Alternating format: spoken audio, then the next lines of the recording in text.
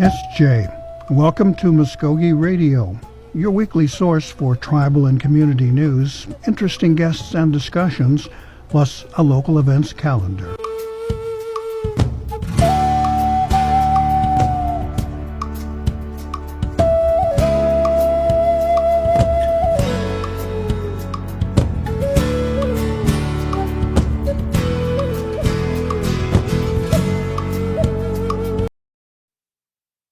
SJ, Stone Go, Gary Fife, Jahu Jifkados, Mvskoke Radio, Mabo Hedget Wedgeskits. Welcome to our program here on a gray, overcast, kind of wet and chilly day.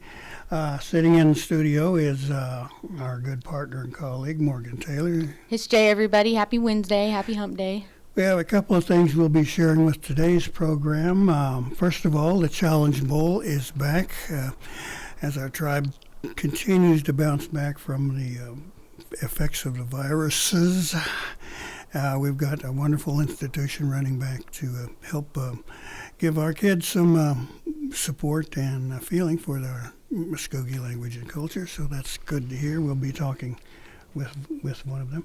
And then in the second half of the show, Morgan had gone down to Oklahoma City to attend the Economic Impact Conference there. They had that First Americans, and she's here to talk about that. And you've got a guest coming in? Yes, I have Mr. Jason Salzman coming in to talk about that today, and we'll learn about the way that the tribe is putting into the state. Okay, we'll give old Jason a workout. But first of all, Mr. Billy Proctor is here in studio with us. Good morning, sir. Welcome to the program. Good morning to you, too. We have, as I said, the introduction talked about the return of the Challenge Bowl and the wonderful things that happened during this competition. But for those folks who are not familiar with the event, why don't we start there and kind of give us an explanation of what the Challenge Bowl is all about? Sure, I'd be more than happy to. Around the year 2000, the JOM manager, she learned about the Cherokee Nation Challenge Bowl and wanted to bring that back to this tribe. The first Challenge Bowl was in April of 2001.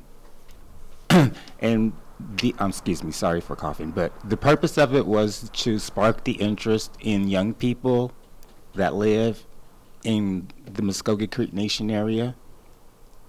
You know, if it's just to learn a word or two, then we feel like we've done something. We've accomplished our goal. They really should know about the area that they live in. This is Mvskoke Creek Nation Indian land anyway, so we're trying to just get them familiar with the history of the area. And culture and language. Everything, yes. So they should learn more than just humbucks, Jay. Well, you know. The important stuff. Right. I remember going as a kid, about third, fourth grade, when we got involved. My school, I went to Henrietta, and so yeah, it was a really good time. You always learned a lot. You know, it was fun to press the buzzer and be the first to answer the question right, get the point, you know. So it's set up like a TV game show. You have teams representing different schools. Right. And they, you toss a question out and hit the buzzer. First one to hit it gets a chance to answer. Right. And if they're not correct, then the other team gets it. That's correct, yeah. It's really a friendly competition. It goes out to all the, there's an invitation that goes out to all the 52 school districts that we have, but we do have schools participating from as far away as Norman, Stillwater, and Sequoia High School. Wow. Yeah. Do they have an advantage being in the boarding school? Maybe. A little bit of immersion, but that's in Cherokee, isn't it? Yes, it is. I think the most important thing is learning how to press that buzzer really quick. You know what I mean? The anticipation, and you're like, ah! Yeah. You don't want to miss that buzzer. I think that's really fun for these students. They wanted it to be in person, but because of, you know, COVID and everything, it has to be virtual. It was virtual last year also. We did have one, but it was on a really smaller scale. How did that work? People are watching the TV screen and there is some sort of buzzer thing going on. How does this work? Well, it's going to be on Zoom. We're going to have 10 breakout rooms, and those breakout rooms will be competition rooms. So it's pretty much on the same scale, and we're hoping it'll be just as fun as an in-person event, but it's just this it has to be that way because of the COVID restrictions at our yeah. location that we usually have it at. Hmm. Now, okay, so Morgan, in your experience in the competition, what was it like anticipating the question and then reacting? Well, my mind was always on the buzzard. I was like, I don't care what they're going to ask. I'm going to press the buzzard. So, and I would just try to, if I didn't know it offhand, I would let it pass. But I think if you press the buzzard, anybody on the team can answer, right? No, if you press the buzzer, then You have to answer. That's okay. correct. And see, I don't know. It was so long ago when I did it. Probably like 20 years ago or so, because I'm 26. So, but Just a kid, just a a child. kid, yeah. Really though, my favorite part of it was just like being together with like my Indian friend, my Native friends, and getting out and doing something a little more Native American related together. Mm-hmm. So that was the best part of it for me. And I'm like, getting the points and stuff is fun, winning is fun, but it's just the gathering really that's fun for the kids or the group of kids. Yeah, that's everything. And we hear all that from our evaluations that we give out to the students. Same thing. They enjoy the just being with other people. Mm-hmm. Yeah, the camaraderie, I believe. You're is the right. word. It's a friendly competition. But Now, let's take a few minutes here and kind of focus on what's the core. What are the questions? Is it culture, language, history? What kind of stuff are you going to toss out for these kids to respond to? it covers a lot of areas. There's history questions. There's questions on notable Mvskoke citizens. There's the government questions. There's questions on legends. There are questions on. I think the favorite part the students like is the language part. Really? They really love that. Are they showing you that they're becoming somewhat fluent? Yeah, I mean they do. When they come into the site, they always go around and shake hands and they say, "Hesche." Well, that's pretty Yeah. good. I'm, a wonderful supporter of this particular program and the efforts being put on. What's the mission, so to speak? Why is it so important for these young people to get this exposure? Well, like I said, I mean, this is Mvskoke Creek land. I think they should know all the surround. I mean, there was more history to it than this area than when Oklahoma became a state. There's it goes back a long ways. And some of the things that I hear from them is that we don't learn this in school. Mm-hmm. The material that we have in the study guide, it's not taught in schools, and so. Yeah, I went to school in Tulsa, and we never, ever got any discussion of our ancestry and history and Right. connections there. It was everything started when the oil companies got here. Right. And there's Appropriated the land. That's right. There's 3 levels. There's the elementary, middle school, and high school. And the more older you get, the more advanced the study guides become. Mm-hmm. Well, study guides, do you send out like kind of a primer on what's going to be in the competition? Like, how do the students prepare? Let's look at that for a second. We have it up on the tribal website at the beginning of the school year, and it's available for them to look on and study. Mm-hmm. What kind of stuff did you study when you were preparing? Well, I know for me, like the single words and the numbers were the easiest. It was the phrases and the people, that I would be like, And there were some, kids that were national councils, kids that were just knew more stuff or more culturally or aware or intelligent, I guess you could say, that just knew more stuff. And I always felt like really good about the one words and stuff. That's the easiest part, I feel like, to know. For me. So you got past the Humgan, Hokola, Yeah, we Kachina. could do that part, but when it came to other stuff, I would be like, well, But my JOM program in school wasn't like very in touch, and that could have been why. And it fell off for a long time, so I don't ever remember us going to a Challenge Bowl past like 4th grade. Mm-hmm. So I know I missed it when we weren't going. Yeah. Yeah, it was like, I want to go to the Challenge Bowl this year. And they were like, well, you have no JOM coordinator, so you're not going. Oh, gosh. Yeah. How do the members get selected for these teams? I presume different schools have different methods, but what does it take to get on a team?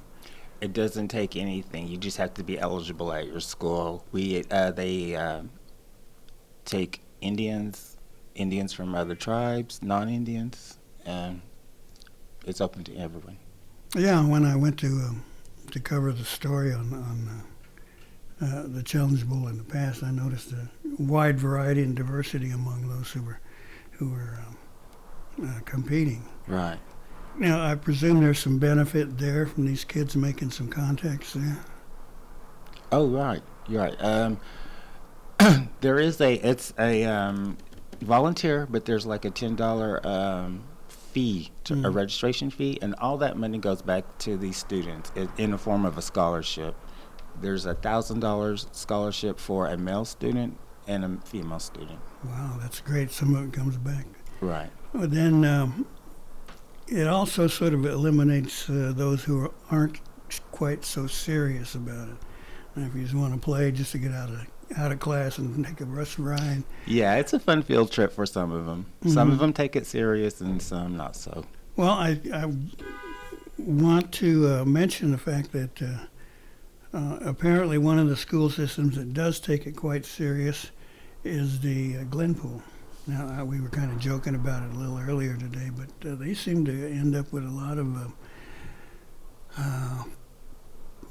awards, prizes, winning categories and things like that. And I've asked those folks, what was the key to their success? And of course, budget's got to be a huge thing there. But from your perspective, why is this particular school so successful? Wow. They do have a really good Indian education department, and so they have the resources to tutor the students better than maybe smaller schools that don't have the same resources. Yeah. When I was younger, it was like Ryle School. We would be like, oh, there's Ryle, they're here. Because they have all the Indians, like literally all Indians there. So we would be like, oh my gosh, they're going to win.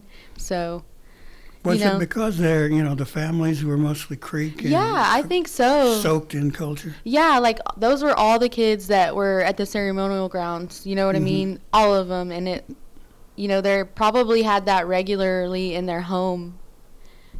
As far, like, more so than the rest of us. So yeah, living the culture, too. Yeah, speaking it, or at least knowing or hearing some things spoken more than others. And that was me, too. Like, I had heard some things, but it was my grandparents that spoke, so I wasn't around it constantly. But a lot. I was around it a lot. But some of those people, live with their grandparents or are around their grandparents a lot, so they hear that stuff more. Yeah. Do you see that reflected in the students who participate? Yeah, there are students that know more of the language than others. Right. And ceremonial questions, there are students that they're active in that lifestyle. Here's a question I kind of like to put out there. Is there any difference then between those who have a more traditional upbringing versus those who perhaps were raised in a Christian church? I mean, does it show up at all? No, not really. We do have questions about traditional church. So those raised in a Christian church may not have the same background then, huh? As those that go to the ceremonial grounds? Yeah. I mean, there is that division, in culture there, because some people really get serious about it, and others think, well, as long as you're pointed in the right direction, it's okay. Right. Because that was kind of the feeling I had as a kid. Our family attended Whit Memorial Indian Methodist in Tulsa, and there wasn't really any division or discussion of those who go this way and those who go that. It was like, we all worship the higher power there. Right. This is just my opinion, but it's the same difference. You can do it this way or you can do it that way. I think language is used highly at both places. Yeah. You know what I mean? So I think that if you're just raised in a cultural setting, that helps in general. You know, like if we're really serious about the Challenge Bowl or getting into any kind of language immersion, like growing up culturally aware is really important. They use language at both pretty regularly. You know, like when they sing at church, they use language, and when they speak in ceremonial matters at the ceremonial grounds, they use language. So I remember the choir directors, saying, "Okay, everybody stand. We're going to sing, Choctaw Hymn number 3." And that's all you ever heard as far as the title, and everyone knew it. Right. It was a mostly Creek audience, I think, a lot of Cherokees, but they picked up on the Choctaw Hymn. On the few instances I did go to church, I would just hum because I'm like, I don't know. I don't know the language. Yeah, or the rituals or anything. Yeah. And both have quite an elaborate kind of thing. Yeah. This has nothing to do with our question, but my wife, who is Leech Lake Ojibwe from Minnesota, was interested in how do you guys down here do this? Yeah. I said, well, shall I take you to church or something? Would you like to see it? When it's be easy to do. And she got a little nervous and said, no, I don't know any of the rituals or anything. I said, well, there aren't any. A few things. Get up, you sing, you pray, sit down, listen to a preacher. And Right. No seances or anything like that. No, and you don't have to go through this elaborate kind of thing. People think that we're just like spiritual, like something crazy is going to happen if you come around us. You're all shamans. Yeah. Which is a Siberian word, by the way. Now, does that sort of thing, the spiritual, have a place in the Challenge Bowl? Like I said, we do talk about the ceremonial churches, and there's we have the word. You got to pardon me because I'm not a fluent speaker. It's Neither the word. am I, It's the word for the one above. Hasagi Damishi.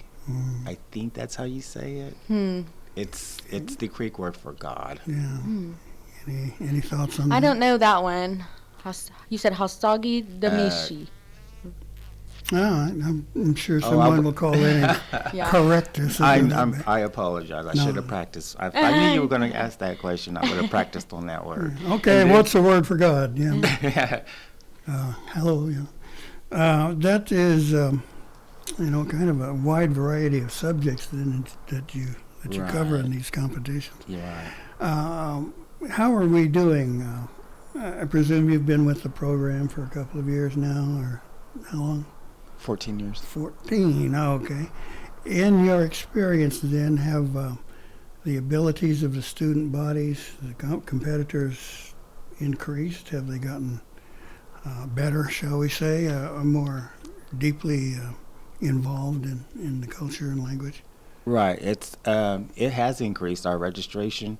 We had to limit the number of teams registering because there was just not enough space to hold them all. Wow. Right. Yeah, it's grown over the years, yeah. Okay, let's get an idea of how much it's grown. How many teams now do you have competing? There's four. Well, this was for the in-person event. Now, there was 40 middle school teams, 29 high school teams, and 35 elementary teams. Gosh. Yeah. So how do you handle all of that? It's not easy, but we have great volunteers and we manage. Feed them. Give them snacks. Okay, fry bread break. Yeah. Everybody go get greasy fingers. Now, in your experience, Morgan, what was it like being in the middle of that crowd of such different kids?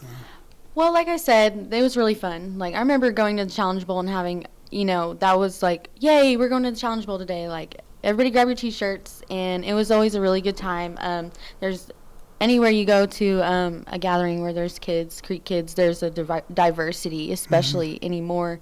But I can definitely see the difference, like now, like Indian education awareness is so much more important, and JOM is so much more engaged now than they were during that time. And so, like I said, Ryle, where all the Indian kids were, was the rival, like the team to beat. And now it's like Ryle and Hannah. And now it's like, bigger schools where they have like those resources and stuff where kids can be in a good learning environment, whether they are raised in a cultural setting or not. Yeah. So it's just really diverse on every end, you know.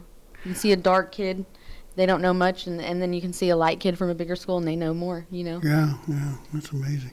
Has the northern part of our nation competed well against the southern part? Do you see a division or one segment more fluent, shall we say, than the other, north versus south? I think it's equal. Mm. There is a difference in how much the Indian Education Department is Yeah. compared to all those smaller schools in the southern area of our nation. Now, Johnson O'Malley, JOM, as everyone knows it, is the prime supporter of this of these programs, and it's federal money. No. It's not. The Challenge Bowl is funded by the National Council. Great. Right. I think the budget is $30,000. Wow. It gives us enough to feed them, feed all those kids for all 3 days, to buy equipment, the T-shirts. Mm-hmm.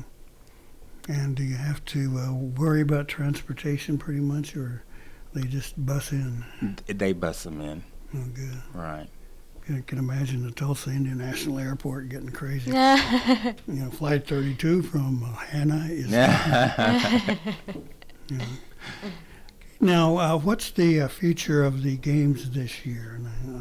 You've had to adapt. You've using the technology to your advantage.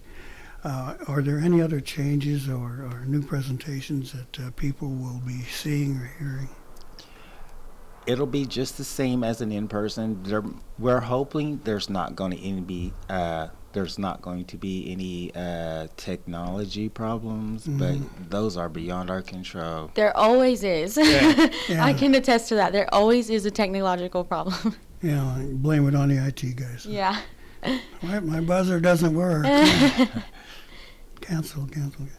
Okay, now let's take a little bit and talk about the logistics. Now, it's going to be happening when and where and what time. How do you get in touch with the program if you want to watch or something? So tomorrow is the middle school. It starts at 9 a.m. A Zoom link will be sent out to all those the sponsors that registered those teams, and they will log in at 8:45, 15 minutes before the starting time. Okay, give you a little time to get them seated and Yes. briefed and this sort of thing. Well, I tell you what, we're going to have to move on with our program here, but if there's a last thought or feeling you want to leave with our listeners about the Challenge Bowl and an invitation, go ahead. Okay, well, as far as invitations goes, the committee could always use your participation. We invite anyone to join our Challenge Bowl committee. We plan this thing throughout the year.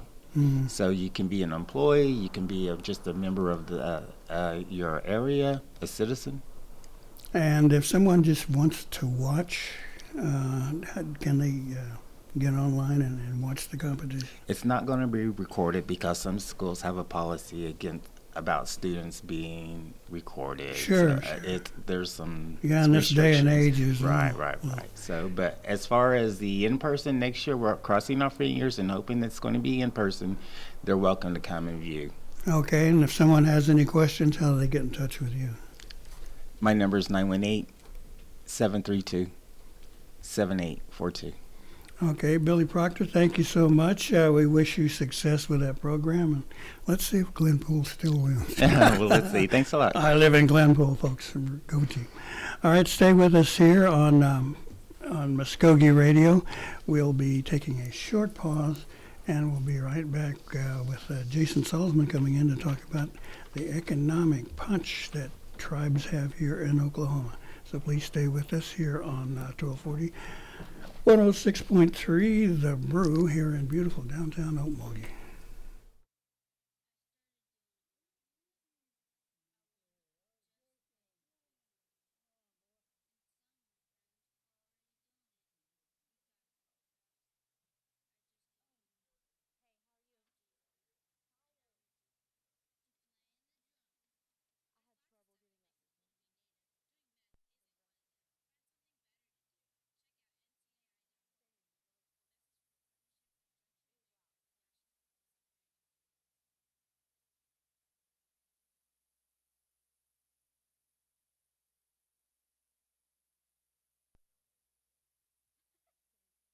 The Tulsa Oilers are back on the ice with a new owner, a new look, and a new attitude.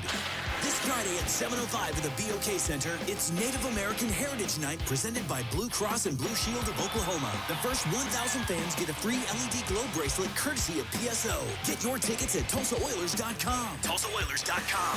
Experience hard-hitting, glove-dropping, pulse-pounding, glass-rattling kind of thrill. Tickets at TulsaOilers.com. This is your town, your team, your Tulsa Oilers are back.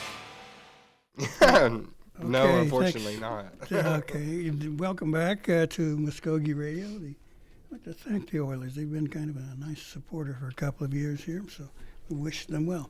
Okay, now as you heard him jump in, Mr. Salzman's with us. Good morning, sir. Thank you for making time. Good morning, Gary. Good to be with you and Morgan today. Our colleague here was down in Oklahoma City to cover the Economic Impact Conference. Yeah, it was so big I didn't even see her. Really? Yeah, we missed each other. We Yeah, usually it's don't. like- We usually run into each other. I know. But yeah, there was a lot of people there. But yeah, it was exciting. Exciting day. Well, I've got one question I have to ask, and then Yeah. we'll turn it over to Morgan here. But they talk about the economic impact. What's the dollar figure? Right here, sir. Great. For those of us who can't read, I got it. We're on radio, so I'll go ahead and say it. $15.6 billion. That's a billion with a B. With a B. Now, you think a collective body of folks having that kind of an impact on a state would mandate that the state would want to work with them in every aspect and every opportunity that they could.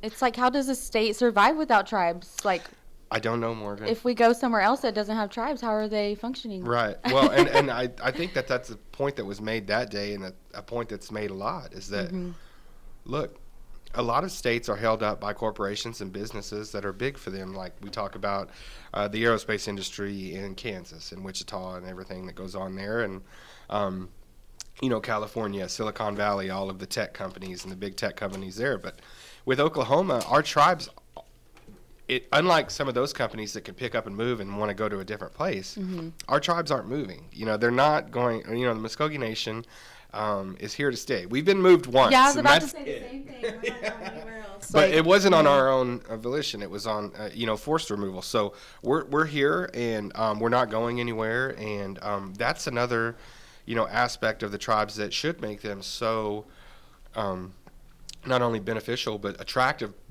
partners with the state. Is that we're here to stay.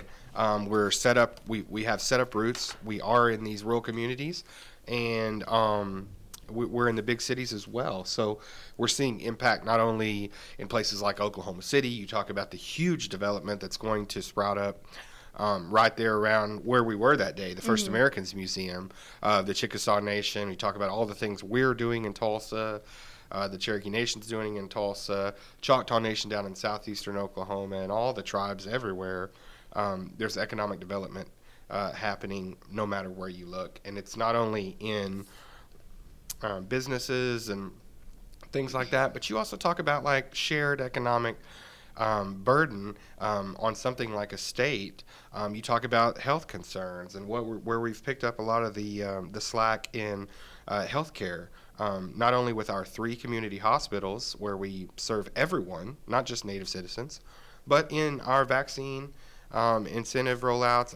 Not the incentive rollouts, but like our vaccine efforts and everything like that. We had the big events where it was like, come one, come all. We'll get you the vaccine. We'll get you the booster. And so that's been great too, and that's been a big help. And it's sort of discussed in the Oklahoma Native Impact report as well. So this report is like from 2019 data, right? Yeah. And so do you see that number increasing like as years go by? I do. We were talking actually there at the event that day with Kyle Dean. Kyle Dean is the gentleman, the economist that works for, he's a professor at Oklahoma City University, but he also works for this report in his, the Meanders, I believe it's called, School of Business there at Oklahoma City University puts together the report. They've done it for a few years now, but they do a great job in not only, like I said, finding the bottom dollar impact, which is what everybody likes to see and hear, but really the real impact, as we like to call it, like in the communities, the jobs that are made and everything like that. But that's a great question that you bring up, because that day, I was talking to Kyle, And he was like, this is just 2019. This is not even taking into effect what's been done with over the last 2 years. And when you account for the economic impact that we're having through CARES funds, ARPA funds, things like that, that's not even like scratching the surface of what we've done in 2019. It's really going to be, when we gather again to do this study in a couple years, that 15.6 billion. I don't want to get too speculative here, but that might be a really small number. Right, Yeah. right. And like that's just so much money. Like why aren't like what is the state doing with that money? You know what I mean? Like Yeah. so does it go directly to them or are we able to like choose where we put our money or Yeah. what? How does that work? It's kind of, and that's kind of the thing. It's a lot of the study is, you talk about the bottom dollar, like we said, but a lot of the study is kind of like indirect impact, like the Okay. jobs we've created. $5.4 billion in wages and benefits alone to Oklahomans. If you go around the complex, you can ask 10 people, are you a tribal citizen? Are you a citizen of any tribe? Are you a tribal citizen at all? And in those 10 people that you ask at the Mvskoke Creek Nation complex, you might get like 5 or 6 that are Mvskoke citizens, a couple that are citizens of the Cherokee or Choctaw or citizen Potawatomi or whatever, and then you may get a couple that aren't Native at all. It's not like we're not giving jobs or getting jobs to the people that need them and the people that want them and the people that are needed in their skills in the area that we need them. And that number even increases by greater amounts when you get into our more metropolitan areas like Tulsa and our gaming ventures there and other places that we have to employ people. So, you're talking about that kind of impact, indirect, 113,442 jobs supported. That's so much, and we know that us alone, we have 94,000 plus citizens. I mean, that's more than even we have as a citizenry. So you talk about that impact, and when you ask where's the money going, you would think that more of with that kind of 15.6 billion collective impact to the state, you'd think there'd be less sort of, I guess you could say, less than flattering headlines about shortfalls in the state budget and how they manage their money and Right. and how education is 49th, I think, in the country. No state incarcerates more people. No state incarcerates more women in the world than the state of Oklahoma. There's things we can be better at, and there's things that we can reach out to the tribes and say, you're having this impact. How can we make this impact go further? It's kind of hard to do that, though, when every time we turn around, you want to talk about how we can't handle things in the press. That's hard to get together on a collaborative effort like that. Let me toss this one in. During these discussions, was there any particular area of revenue that was pointed out that who makes the most and who much sends the most to the state? Was it like oil and gas, or now gaming, perhaps some other federal contracts? What was the top money maker? I think that's one of the things that I think in this, as in regards to this study, I think the main thing is why they make it the main thing is the jobs, the healthcare, and the community support. Mm-hmm. So if you take it into those 3 factors, Gary, it's not even just gaming. It's, we're creating all of this support through basically picking up a lot of the slack, employing Oklahomans, and then supporting infrastructure in towns, roads, bridges, schools. Go to a council meeting. Just about every one of them are going to have a school there asking for support or money to redo a gym. This year's uniforms, redo the parking lot, whatever the case may be. So you go all over, you see that kind of those kind of things in the community support, but also in the healthcare too, which we talked about and touched on a little bit. That's a huge cost to any state, keeping their citizens healthy. The state of Oklahoma, depending on who you ask, it's a mixed bag of how they've done healthcare wise.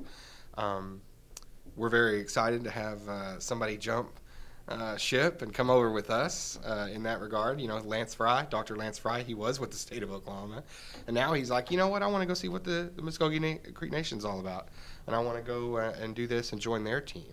We look at that as something that's very a very nice feather in our cap to be able to say, hey, he was with the state of Oklahoma, And now he's seeing what we're doing through the pandemic and has said, you know what, I want to go make history over there. And so when you talk about in that three-tiered sort of impact, it's not necessarily just gaming anymore. And that's, I think, what's exciting. Is so many people think, oh, the tribes are impactful because they have casinos. That's really not really the case if you look at this study. This study shows more of like general support for the population and general support for the state in closing those gaps where we're taking care of many citizens, not just our own. There was some interesting data concerning health that I thought was, important, and I'm going to share that. Like, it says, tribal health system reportedly and collectively paid over $322 million in Medicaid expenses, saving the state over $86 million in 2019. And there was over 3.5 million patient visits at tribal health facilities. This was data from the Southern Plains Tribal Health Board. And so this isn't just like for Native Americans. Like we've opened up our doors to like non-natives and like community members. And so how important is that for the state to save on those costs? I think very important because of how much we know those costs are. I mean, Right. all of us have heard a horror story before about somebody getting a medical bill and it just being outrageous. Yeah, right. it's Yeah. just, I can't pay this. I don't know what I'm going to do. We know that healthcare is vital and necessary, but incredibly expensive. It's one of the things I'm very frustrated about in our society, that something as necessary and needed by everyone is so expensive. Why? Why have we made it that way? Why have we made the healthcare industry such a for-profit industry? Like every non-native I It's a know fact my of life, age though. has that on their credit, like a Yeah. medical bill or something. They're like, I got hurt and I couldn't pay it, or I got sick and I Yeah. couldn't pay it. Now I'm going to deal with it for 7 more years or whatever it is. And for a lot of natives too, it's a blessing, but they still go through it as well. To get the health care that was these are treaty obligations from the United States government. That's why people not familiar with the relationship complain a lot. Why did the natives Why do you get free? Yeah. Well, it ain't free, folks. It ain't free, no. And like I said, if we had all those mineral rights Mm-hmm. and things that were under our feet that belonged to us, that were taken away, murdered away in many cases, if you look at the Osages, if you take that into account, we could pay for our own medical bills. Oh, We'd be yeah. the richest people in the world. Right. But I think that, like you make a great point there, Gary, that those are treaty obligations that are, for many people, they don't understand that that's the part of it. But to get to what Morgan was asking, I mean, to me, I think it's so important that for us, we're closing those sort of gaps in providing those things for people in our areas, because some of these remote areas, they're not just tribal citizens living in those remote areas. It's Oklahomans, and I can't tell you how many people we talk to that go, thank God for the Okemah Hospital in that area, or thank God that we can go to the rehabilitation center. I was hurt on the job, and now I'm rehabilitating there in Altmulgee. I don't have to go clear to Tulsa or whatever. And now, with the addition of our next hospital, the Council Oak Comprehensive Healthcare Center in Tulsa, now we have the newest hospital in a major metropolitan area, the second biggest city in Oklahoma, and the largest city by far in our reservation. But the response to that tells me all I need to know about what an impact it is for the state, because the response from people in the area have went, oh my goodness, what a godsend that the tribe stepped in, took the cancer treatment centers in America, and now it's going to be specialized healthcare. There's going to be acute care there. There's going to be specialized, like we said, cardiac care, things that we've never had in our other hospitals. They'll be able to provide there. And when you talk about like the combination of that with the, now including Surgeon General Fry in the fold, it's high cotton times with the Mvskoke Creek Nation Healthcare Division. We're doing a lot of things. We're making a lot of moves. And, to say that now and Gary will remember this. I'm not sure Morgan, but Gary will remember this, though. To say that now, after, 5 years ago, when we're looking at a 5, 6 years ago, when we're staring down the barrel of a incredible deficit, and we're thinking the healthcare division might go under. What are we going to do? Yeah, we were down, 68 million? Yeah. And it depended on who you ask, whatever, how dire the situation was. But the situation was what it was as far as auditing and things like that, looking at where we were and to see where we've come in just 6 years.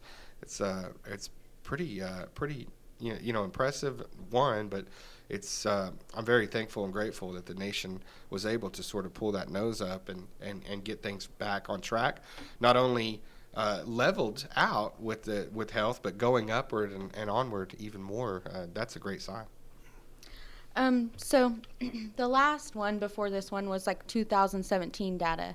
And so since then, and that was 12.9 billion or something like that. So that's like a $3 billion increase at least. Yeah. And then we'll go to 2021. That'll be coming available next in a couple years or whatever. Will that include anything that we've added, like you said, the hospital, the meat planner, anything like that? Yeah, I mean those are the reasons why we just why we were talking about just a moment ago why we're liable to see a big increase. As you pointed out, 2011 we were at 10.8 billion. 2017 we were at 12.9, and now we're at 15.6. It just continues to grow. The other day I made a joke with somebody. I was like, it's like the mountain man on Price is Right. Going up, and hopefully he's not going to fall off. But no, I think it just continues to go up, and as you see there, a 2 billion increase, then a 3 billion increase.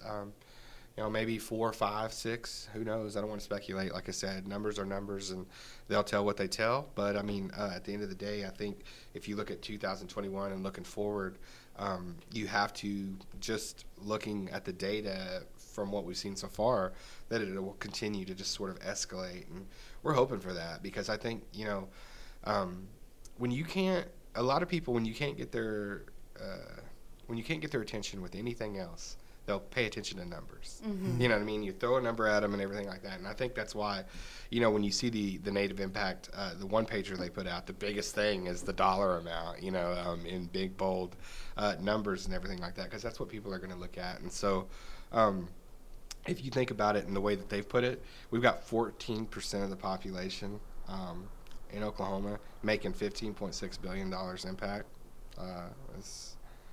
If you're a numbers person, that you can't escape the fact that that's impressive. But that reminds me of an old joke, about a guy who was trying to work with a stubborn mule. Yeah. And he had, done the usual kind of pushing from behind and whatever else. Finally, he got a 2x4 and whacked him between the eyes. Yeah. And one of his partners says, well, what'd you do that to that poor mule? He said, you were doing this other stuff. And he said, well, that really wasn't work. But this last thing with the 2x4 was just to get his attention. Get his attention. That's right. Bang. Yeah, yeah. What's one of my favorite movies, Smokey and the Bandit. He kicks him in the rear end. It's like, that's an attention getter. So maybe this 15.6 billion figure will be an attention getter. Hopefully it will. And that's why we hold events like we did the other day. Make sure that as many media can be there as possible to spread this message and this information that, look, we're still here, we're still viable, and not only that, but we're getting more and more viable by the day and by the year. And if you look at, like I said, if you just look at that number, you get lost in the impressiveness of it. But if you kind of get back down into the weeds and look where the real impact is being made, you could see why, things like that have come against the tribes here in the last few years, the governor coming against the gaming industry and things like that. Why that didn't necessarily work was because all of these people in these towns that aren't necessarily native know the impact that's being made in their towns, and they're like, hey man, go after somebody else but the tribes. The tribes are kind of a big deal, and we rely on them, and we're thankful for them. And look, listen, we're not the great savior here. We're just doing what we what we're supposed to do as tribal nations, which is take care of one. If we're going to take care of one of us, we take care of all of us. And Chief always says it. He's Muskogee citizen, Muskogee Chief first, but he's also an Oklahoman, and he cares about what goes on in our state. Sure. It's not that we just shut ourselves off and don't want to have an impact. We absolutely want to be a great partner. Morgan, let's take a little pause here and discuss some of the politics involved. I mean, it's obviously was there for the economics, but you just can't separate it from the politics. Unfortunately. Yeah. So first of all, were there state representatives attending, and did they have any reaction? I didn't see any. I did not see any. Yeah, I didn't see any. I didn't see any. I would say all tribal affiliated people.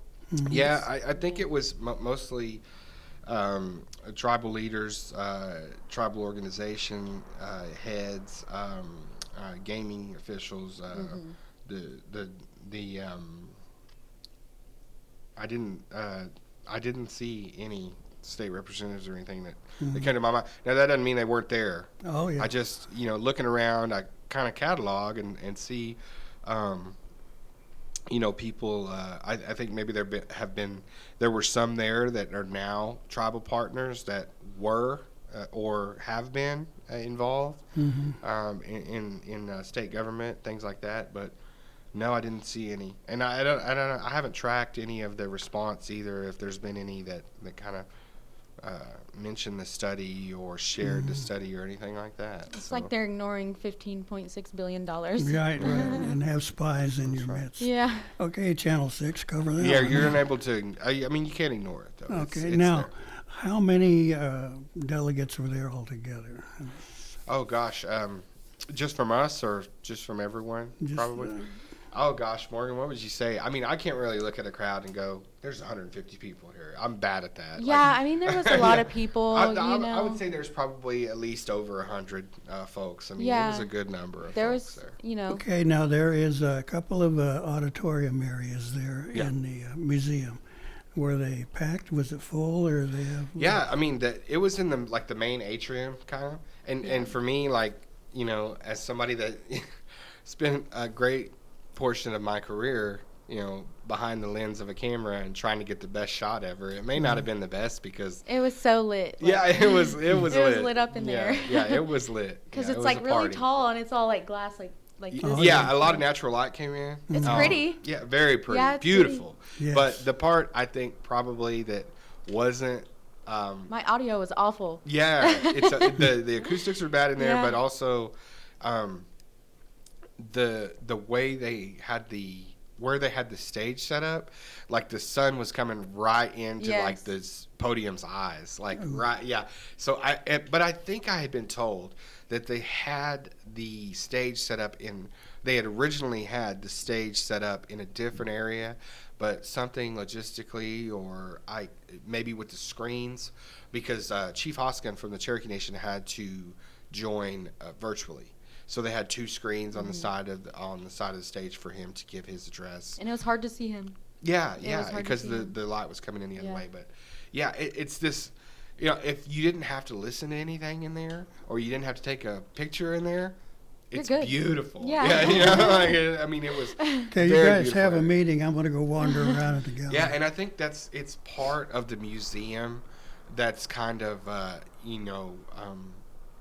catch your breath spot, kind of walk around, just enjoy the ambience and the beauty of the space itself.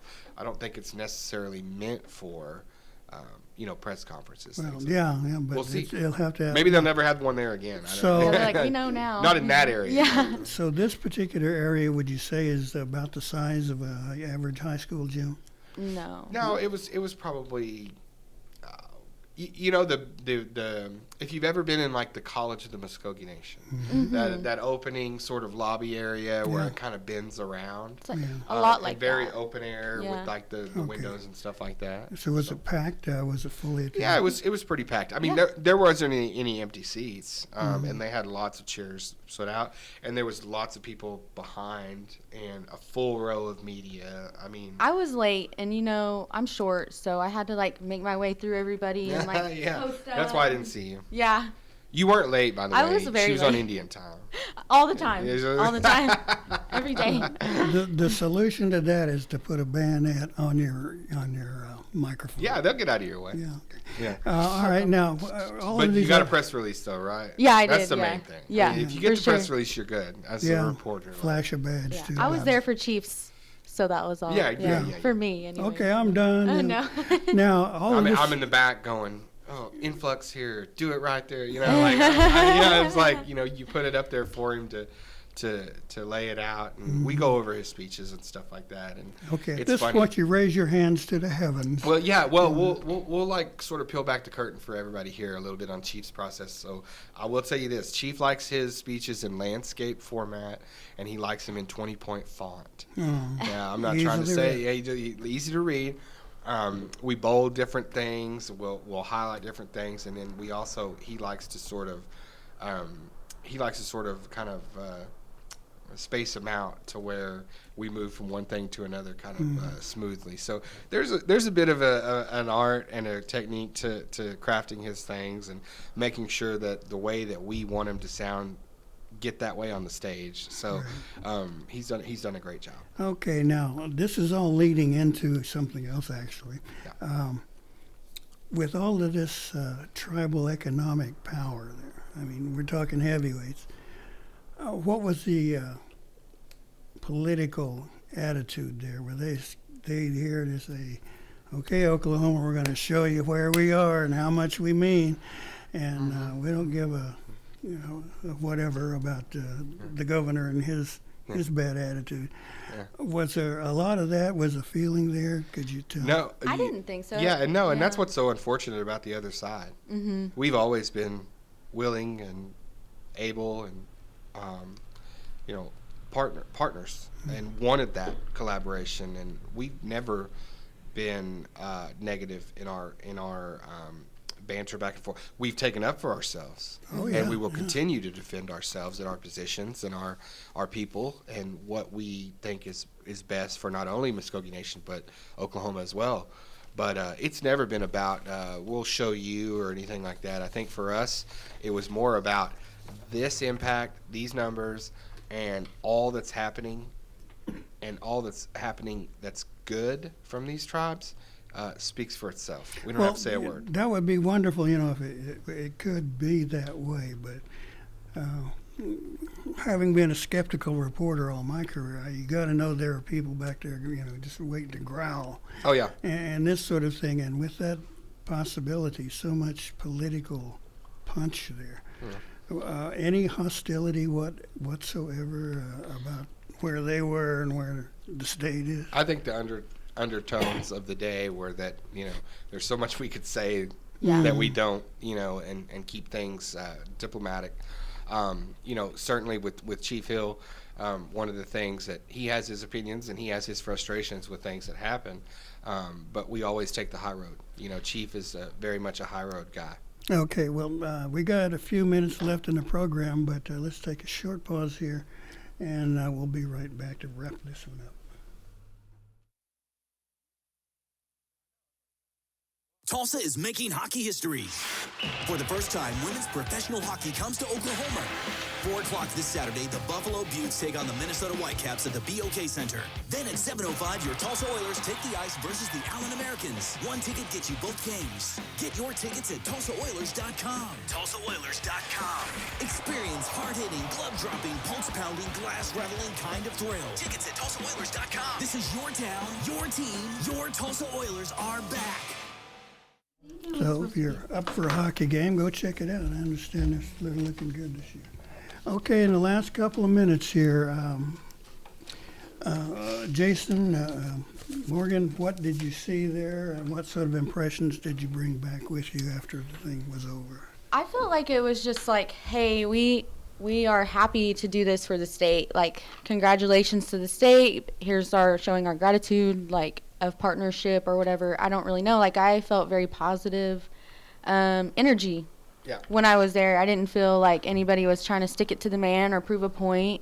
It was like, we have put $15.6 billion into the state of which we live and share. Yeah, and I think that's exactly right. I mean, I think it was just a day of pride in the work that we're doing. It was affirmation in that we're achieving goals that we all have, not only individually as tribes, but collectively as well. And so I think, for us, it was a great day, and the fact that it doesn't have to be a negative or something that's full of strife or anything like that. It's this is who we are and this is what we're doing. And if you want to jump on board and get with us and work with us, it'll be awesome. And if you don't, that's probably a bad idea. You probably should. We're making a $15.6 billion impact. Wouldn't that present an opportunity, though, to say, hey, state of Oklahoma, look here. Yeah. Whoa, wait, slow down. Like I If said. it wasn't for us here, and here, Right. you wouldn't have that and that and that. Well, we have this now. We have this report now that we can go back into in all of our messaging in any chance that we get to do that, Gary. And so it's perfect tool belt to have in any kind of, I don't want to say fight, but any kind of disagreement where it's like, you guys aren't doing this. I beg to differ. Let me lick the finger, go to page 5, and show you exactly where we are doing that and more. Pretty good tool for an argument. For me, that poses the question, though, and I'll be ready to see it when they're ready to give it. Where does that money go? Right. Yeah. Absolutely. And that's something that the state will have to answer. Right, exactly. I'm glad we don't have to answer Yes. that. Yeah. Hey, we just give. Yeah. And if you want to check out the report for yourself, it's available at oknativeimpact.com. Okay, good. So don't call us and ask for a copy. Get Yeah. online and I'm going to leave this copy with you guys, though, today. All right, So, thanks. yeah. Thanks. for your files, Morgan. Okay, well, Jason, thank you once again for coming in and filling us in on what's You bet. going. Appreciate the insight on the Chiefs. Always event. glad to join you guys, Mvskoke Radio and Mvskoke Media. Always a huge place in my heart. So Okay. anytime I can help. Widow, you miss it? Oh, yeah. Okay, Absolutely. good. Now, if anyone is interested, by the way, this program will be available on YouTube later this afternoon at the Mvskoke Radio website. So you can check that one out, or any other programs that we've done and posted. And also the Mvskoke Nation puts out our newspaper, Mvskoke News, and we have Mvskoke Vision, and the website's there. Okay, well, thank you all so much. Any final thoughts real quick in the last few seconds? Not really. I'm done. Not Yeah, I. Yeah, not me. Good news. Everybody, thanks for tuning in to Gary and Morgan. They do a great job, and keep tuned in because they'll keep you in the know. In the know. In the know. Morgan, is that the first time you'd seen the museum? Yeah, and it was beautiful. Isn't it? Yeah, a beautiful museum. If you haven't gone, you should go. I didn't get to check it out, Mm-hmm. but I had to use the bathroom when I first got there, so Even the bathrooms. I Yeah. know. I was like, wow. How were the this is bathrooms? Amazing. Class A bathrooms. Okay, Clean. nobody's Good lighting on the window, Yeah. mirrors, and that. Yeah. 5 stars. Nobody's going to write on these walls. Yeah. The selfie was good. Okay. Well, I am looking forward to taking some time, and my wife is very, very interested in seeing it. So check it out. Did you check out any of the food? They have restaurants. I didn't even know that. Didn't even know they had Okay. food like that. They have a I have a restaurant. photo actually in that museum that I took. I'm still waiting on the check. So Oh. if they're listening, I want them to make sure and I get royalties from that. Okay. Or you're waiting for the check for the meal, No. and they get the royalties. Yeah, exactly. All right. Well, thank you all for listening to us have a little fun here right at the end of our program. I want to say, Mado Mabo Hedgets. God, get it out. Mado Mabo Hedgets. God, Gary 5 Jaho Jifkidos. Mado.